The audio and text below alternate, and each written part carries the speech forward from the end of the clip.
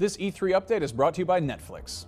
What's up guys, Terry here for Rev3 Games, and today I am hanging out with Aaron Weber. He is the Associate Brand Manager for Sonic, and I just got my hands on Sonic Lost World. Tell us a little bit about this game.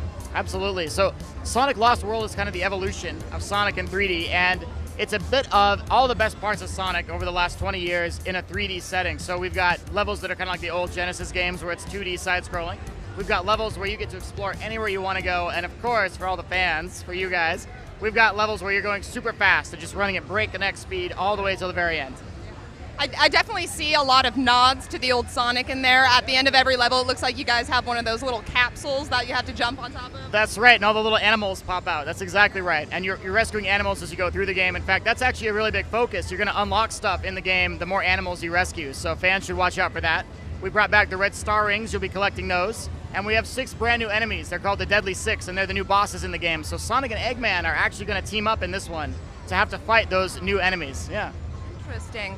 So you guys have sort of blended 2D and 3D, like you said. What was the motivation for that design? The motivation was Sonic's control. And I mean, Sonic has had a lot of games in 3D. And I think one of the biggest complaints from fans is like, I love going fast, but then I hate that I don't have any control. And I'm going so fast, I fly off the edge or I hit something and I just stop.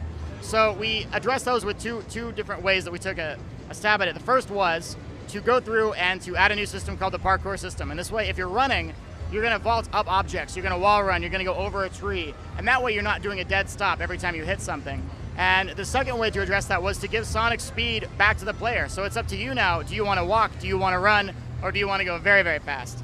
Yeah, I definitely, in terms of gameplay, it definitely seems a little bit more slower paced than a lot of the previous Sonic games. Was that something that you guys did to sort of widen appeal, or was there another reason for that? That's absolutely intentional, but it's important to note when I say that the speed is not gone.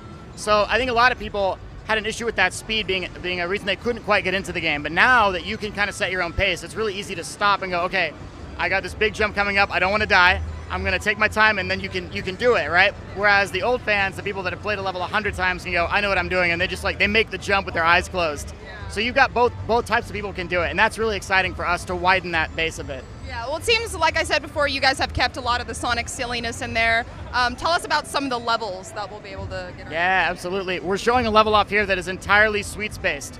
I hate it almost because it makes me hungry every time I look at it here at E3.